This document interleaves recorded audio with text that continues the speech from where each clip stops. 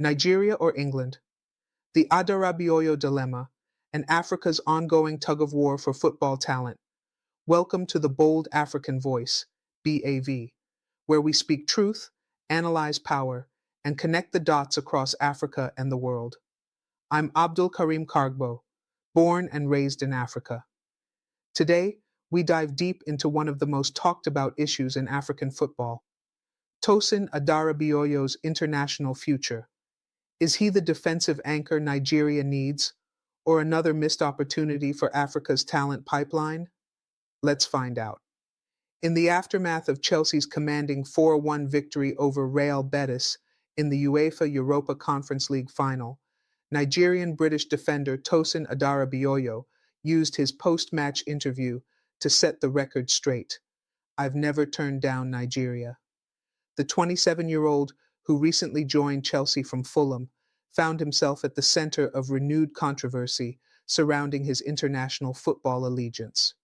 Speaking to reporters after the final, Adarabioyo clarified that reports about rejecting Nigeria were pretty false, adding, "At the point of last season where there was a little bit of conversation, I told them I just want to focus on club football. Now I'm at Chelsea, my first year, which I wanted to concentrate on again." This statement, as reported by BBC Sport Africa and Goal.com, has reignited debates across the continent on the recurring theme of dual nationality players, especially those with African heritage, struggling with identity and professional commitment between Europe and Africa. Critical analysis: why the delay? Adarabioyo's position reflects a broader and often painful truth for African national teams. The timing and context of diaspora player commitment often conflict with continental expectations. On one hand, his explanation shows a practical focus on club form and contractual certainty, something any elite professional would prioritize. However, his tone also suggests hesitation. He has not outright pledged to Nigeria nor ruled out England. With no senior cap for either country, the window remains open. This indecision is neither new nor unique. Nigeria's football leadership, like many others on the continent, has increasingly had to recruit rather than select diaspora talent. The Nigerian Football Federation, NFF, under pressure to strengthen the Super Eagles' backline, has reportedly been in quiet talks with the player since 2023, according to ESPN Africa. But with England also known to monitor him loosely, Adarabioyo's final decision seems to rest more on perceived career benefit than emotional loyalty. Africa-wide comparison, a continental challenge. Adarabioyo's case mirrors ongoing struggles faced by football associations in Ghana, Senegal, Algeria, Morocco, and even DR Congo. Ghana successfully convinced the likes of Tariq Lamptey, Brighton, and Inaki Williams, Athletic Bilbao, to switch allegiances in time for the 2022 World Cup. Yet critics argue they arrived too late to fully integrate into the team's tactical rhythm. Algeria and Morocco have long histories of incorporating players from French academies, like Riyad Mahrez and Hakim Ziyech, both with mixed success and criticism over preferential treatment. Senegal boasts one of the most effective diaspora integration models, with stars like Kalidou Koulibaly and Edouard Mendy successfully committing to the Teranga Lions early enough to contribute meaningfully to AFCON and World Cup campaigns. These comparisons underscore the need for structured talent pipelines and early engagement by African football federations with players in the diaspora, not after they've become Premier League regulars or household names. The England factor, a dream deferred or still desired. Born in London and a product of Manchester City's youth academy, Adarabioyo has worn the Three Lions badge at youth levels, but has never been called up to England's senior squad. With Thomas Tuchel now focused on a younger generation of defenders like Levi Colwill, Mark Guehi, and Jared Branthwaite, the likelihood of a late senior England call-up remains slim. Yet, the prestige of England, even as a possibility, continues to influence decisions. The psychological weight of playing for a former colonial power versus ancestral roots is not trivial. It speaks to a wider issue of post-colonial identity and the legacy of football infrastructure, status, and opportunity. Forward-looking, what this means for Nigeria and African football. Adarabioyo's potential decision in the coming months could mark a turning point for both the player and the Super Eagles. Nigeria's backline has often lacked consistency and commanding presence, traits Adarabioyo is praised for. Should he commit before the 2025 AFCON qualifiers resume, he could become a defensive linchpin in Jose Pesero's evolving squad. More broadly, his situation is a wake-up call for Nigeria and African football administrations. Proactive, not reactive, approaches are required. Key recommendations for Nigeria and African federations. 1. Early identification and engagement. Build long-term relationships with dual nationality players from their early teens. 2. Diaspora integration programs. Establish scouting and mentorship structures in Europe and North America to align player development with national team needs. 3. Clear pathways. Communicate selection criteria and career benefits transparently to avoid last-minute courtships. 4. Build emotional loyalty. Cultural immersion programs and symbolic gestures, such as involving family and heritage stories, can deepen identity bonds. The latest developments. A decision looms. As of May 2025, Adarabioyo remains uncapped at the senior international level. With Chelsea's resurgence under new management and his rising profile in European competition, the spotlight is intensifying. He told reporters, "Now is going to be the time that I need to make a decision." According to a source within the NFF, cited by The Guardian Nigeria, May 29, 2025, the Federation has renewed communication with Adarabioyo's representatives and is optimistic about an announcement before the next international break. Financial, cultural, and tactical implications of Adarabioyo's inclusion in Nigeria's squad. If Tosin Adarabioyo finally chooses to wear the green and white of Nigeria, the implications will ripple beyond the defensive line. His inclusion would carry financial, cultural, and tactical weight, each with strategic consequences for the Super Eagles and the Nigerian Football Federation, NFF. 1. Financial leverage and sponsorship potential. Adarabioyo's high-profile status as a Premier League player with Chelsea can enhance Nigeria's marketability in international football. His association with one of Europe's elite clubs increases the Super Eagles' brand value, especially in terms of broadcast appeal and sponsorship deals. Corporate entities often look for recognizable faces to front campaigns, and his presence may trigger endorsement opportunities, jersey sales, and increased diaspora engagement, particularly from the UK-based Nigerian community. Additionally, the Nigerian diaspora, estimated at over 200,000 in the United Kingdom alone, ONS UK 2024, has historically shown stronger support when players with local links represent the country. Adarabioyo's inclusion could, therefore, translate into increased match attendance and merchandise sales when Nigeria plays international friendlies in Europe. 2. Cultural identity and the question of loyalty. The return of diaspora players often sparks passionate debates around authenticity and loyalty.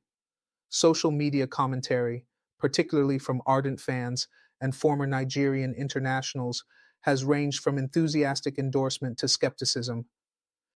Critics argue that players like Adarabioyo only turn to Nigeria after exhausting their chances with England, framing the move as a plan B rather than a genuine expression of patriotism. However, this binary framing ignores the complex identity dynamics many second-generation immigrants face. Adarabioyo's careful wording in interviews suggests he is navigating not just a career decision, but a deeply personal reconciliation of self. The NFF and its counterparts across Africa must begin to treat these players not as final pieces of a puzzle, but as individuals balancing national ambition with diasporic heritage. A forward looking strategy would encourage such dual identity players to engage with the national team early, not just when they are in the limelight. 3. Tactical fit and footballing merit. From a tactical perspective, Adarabioyo's inclusion could help solve Nigeria's long-standing center-back instability. Since the decline of the Joseph Yobo Taribo West era, the Super Eagles have struggled to maintain a solid, dependable defensive partnership. Current options like Calvin Bassey, Semi Ajayi, and Kenneth Omeruo have shown flashes of brilliance but lack consistency at the highest level. Adarabioyo's strengths, composure on the ball, aerial dominance, and positional awareness make him a natural leader at the back. His experience in playing against top European attackers in the Premier League adds an edge of elite-level understanding that the team desperately needs, especially as Nigeria sets its sights on qualifying for the 2026 FIFA World Cup and reclaiming the AFCON title. Moreover, with Chelsea's recent tactical setups under coach Enzo Maresca requiring ball-playing defenders who can initiate attacks, Adarabioyo fits into modern systems that Nigeria's current coaching team is trying to emulate. His calmness under pressure could also allow Nigeria to play higher up the pitch, compressing the game and providing support to midfielders and wingers such as Alex Iwobi, Samuel Chukwueze, and Victor Osimhen. The role of media and public pressure in player decisions, social media, and digital commentary have become increasingly influential in shaping the decisions and reputations of diaspora players. Platforms like X, formerly Twitter, and Instagram are awash with debates, praise, criticism, and sometimes vitriol toward dual nationality players. In Adarabioyo's case, the flood of reactions following his post-match remarks after the Europa Conference League final reveals just how invested fans are in his final decision. This attention, while reflective of Nigeria's footballing passion, can also be a double-edged sword, potentially overwhelming for players who are still weighing their national loyalties. To counteract the negative pressure, the NFF should invest in player education and psychological support systems, particularly for those in the diaspora. Offering a structured integration program, not just a call-up, could help players transition more smoothly into the national team environment. Grassroots versus diaspora. Is Africa over-relying on imported talent? A growing concern in African football discourse is whether nations are focusing too much on recruiting foreign-born talent at the expense of grassroots development. While players like Adarabioyo, Zaha, and Balogun bring elite training and exposure, critics argue that this strategy could sideline domestic players who rose through local academies and deserve similar opportunities. In Nigeria, academies such as Kwara Football Academy, Pepsi Football Academy, and MFMFC's youth system have produced local talents who, with the right investment, can reach the same heights. The challenge is that these systems often lack infrastructure, funding, and international exposure. The NFF must avoid turning the national team into a diaspora empty, instead striving for a hybrid model that integrates homegrown and foreign-born talent.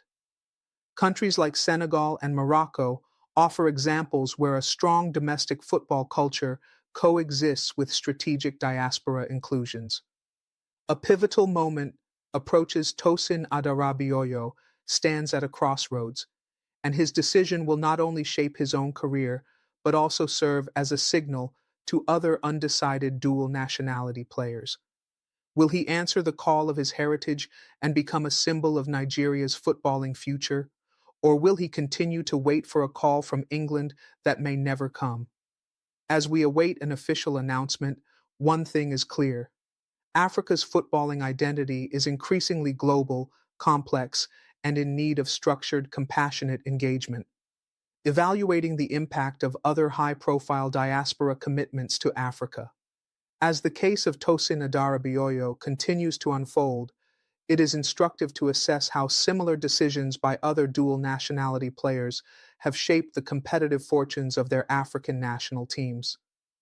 These examples provide a blueprint, both of success and caution, for Nigeria and other football associations navigating the delicate art of diaspora engagement. 1. Morocco, the diaspora integration, gold standard.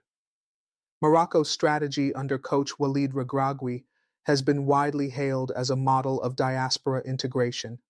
The squad that reached the semi-finals of the 2022 FIFA World Cup in Qatar included a host of European-born stars, including Achraf Hakimi, Spain, Sofyan Amrabat, Netherlands, Hakim Ziyech, Netherlands, and Nussair Mazraoui, Netherlands.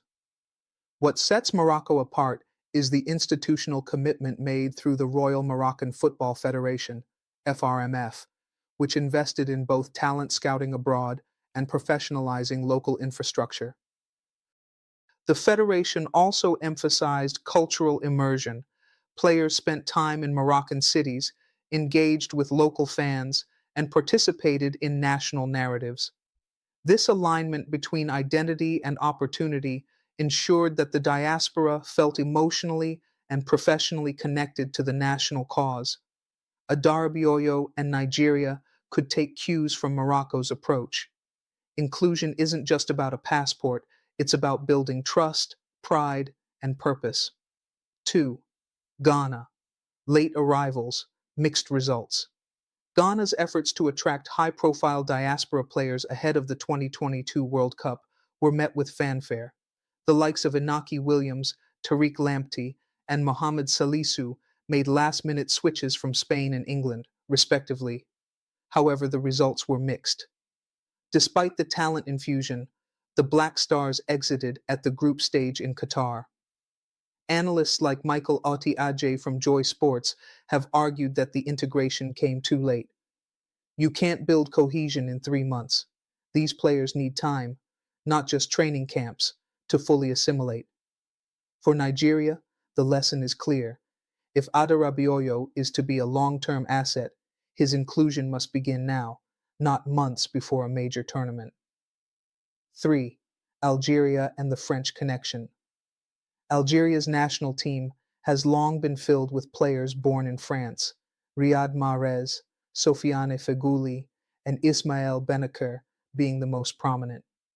The French football system, particularly through Ligue 1 academies, continues to serve as a pipeline for Algerian talent. However, this dependency has sparked internal debates about the neglect of local players, especially those excelling in the Algerian Ligue Professionnelle 1. In recent years, calls have grown louder for a quota balance that ensures home-based players get fair representation. This dilemma could resurface in Nigeria if Adarabioyo's call-up sidelines emerging defenders like Jordan Torunariga, also eligible, Oluwatosin Demehin, or standout players in the Nigeria Professional Football League, NPFL. Without careful squad balance, the diaspora strategy could backfire into a new form of exclusion. 4. DR Congo, the missed opportunity capital. The Democratic Republic of Congo, DRC, offers a cautionary tale. Despite a vast pool of eligible diaspora players in Belgium, France, and the UK, poor coordination, weak federation leadership, and inconsistent outreach have led to multiple missed opportunities. Players like Aaron Wan-Bissaka, England, Yuri Tielemans, Belgium, and Michy Batshuayi, Belgium, all had Congolese roots but opted for their European countries due to lack of early and meaningful engagement. A former Congolese FA official told RFI Africa that many potential stars were only contacted when they became globally relevant, a reactive, not proactive, approach. Youth engagement and future talent. Looking beyond the current generation, Nigeria and other African nations must begin investing in the next wave of diaspora talent at earlier stages. Countries like Germany and France have successfully established programs that keep tabs on youth prospects as early as U13 levels. Nigeria could emulate this through Diaspora football academies based in Europe and North America, annual Diaspora talent camps held in partnership with clubs like Chelsea, Ajax, or PSG cultural immersion scholarships, bringing young dual nationality players to Nigeria to experience training camps and tournaments, mentorship programs, linking current Super Eagles players to youth in diaspora communities. If Adarabioyo joins now, he can be more than a player.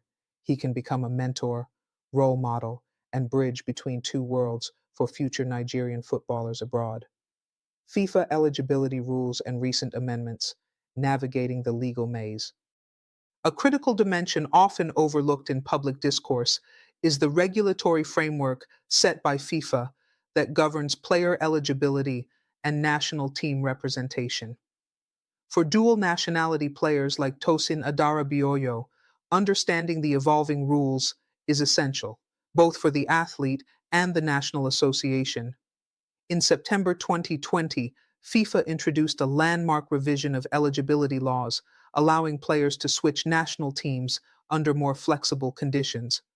Key provisions include a player may change national teams if they have played no more than 3 competitive matches, excluding major tournaments like the FIFA World Cup, before the age of 21. Players who have never played for any senior national team in a competitive fixture are immediately eligible to switch as long as they held the nationality of the second country at the time of their first appearance. In Adarabioyo's case, these conditions offer zero legal friction for a switch to Nigeria. He has only represented England at youth levels and holds Nigerian nationality through descent. The path is open, but time is not unlimited. What many African federations fail to appreciate is the importance of timely, strategic intervention.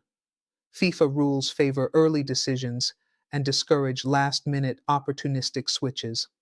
If Nigeria delays its engagement with Adarabioyo, it risks losing yet another potential pillar to inactivity or late integration, which FIFA views unfavorably in selection integrity. Nigeria's track record with diaspora commitments, a mixed bag. Nigeria has experienced both major wins and embarrassing losses in the recruitment of diaspora players. The case of Victor Moses, who switched from England to Nigeria in 2011, marked one of the most successful integrations. He played a vital role in Nigeria's 2013 AFCON win and 2014 World Cup campaign. More recently, Joe Aribo, born in London, and Ola Aina, ex-England youth, became core members of the Super Eagles after early outreach. Their success stories contrast with others like Tammy Abraham and Fikayo Tomori, who chose England after prolonged indecision, both eventually struggling to gain consistent call-ups under Gareth Southgate. Perhaps the most poignant loss is Eberechi Eze, the Crystal Palace playmaker with Nigerian parents. Despite interest from the NFF, he committed to England in 2023 after being capped in UEFA Euro qualifiers. In a 2024 interview with Sky Sports, Eze said, "I never felt a proper connection with Nigeria's football setup. It wasn't about pride. It was about structure and clarity." This comment highlights a recurring weakness: the NFF's failure to build structured outreach programs, emotionally and professionally appealing enough to secure allegiance before European nations step in. How international competition cycles influence decisions. One of the strongest motivators for diaspora players to commit is the opportunity to play in major tournaments. For players who are unlikely to make the starting 11 for England, France, or Germany, committing to an African country provides a clearer path to international exposure at the AFCON or FIFA World Cup. With AFCON 2025 scheduled for Morocco and FIFA World Cup 2026 set to take place in Canada, the US, and Mexico, this 2-year window is decisive. Why now is Nigeria's moment? Adarabioyo will be 28 by the next World Cup, likely entering his prime as a central defender. Nigeria has already qualified for the final round of CAF World Cup qualifiers, and is building a team around players like Osimhen, Lookman, and Chukwueze. A call-up now would allow Adarabioyo to integrate over at least 18 months, ensuring cohesion and familiarity before major tournaments, delaying any further risks repeating the Tammy Abraham or Ezi saga, whereby indecision gives way to missed opportunity. The bigger picture, what Adarabioyo symbolizes for African football. Tosin Adarabioyo is not just a footballer weighing two flags. He is a case study in how African nations can, or fail to, capitalize on the potential of the diaspora. His journey reflects questions of identity, infrastructure, global opportunity, and national pride. If Nigeria can successfully secure his commitment, it could serve as a turning point in how it manages future talent abroad. If not, it will become yet another story of lost potential, one among many in a long list of administrative missteps, delayed phone calls, and broken dreams. The choices federations make today will determine whether they harness global African talent or watch it flourish in the colors of former colonial powers.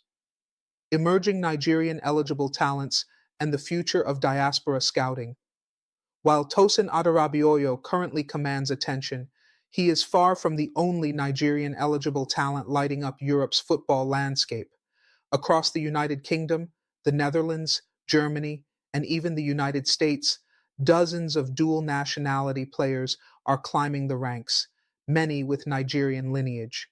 Some notable emerging names include Malik Mothersill, former Chelsea youth striker, now at Peterborough United, with Nigerian and Jamaican heritage.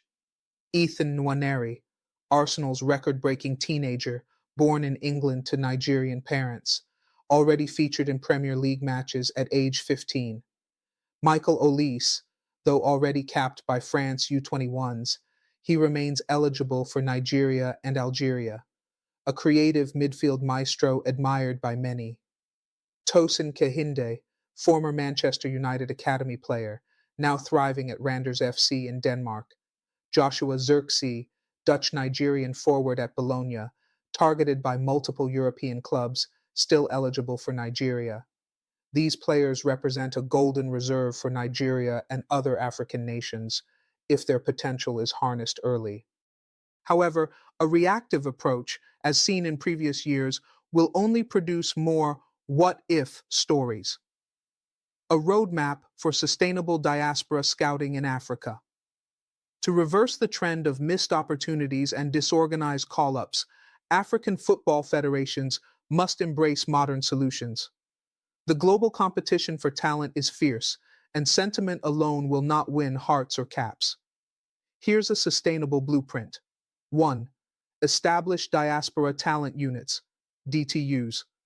Dedicated units within national federations should map, track, and build relationships with players of African heritage abroad, starting at age 13. These units must maintain updated databases and regularly liaise with families and agents. 2. Leverage data analytics and performance platforms.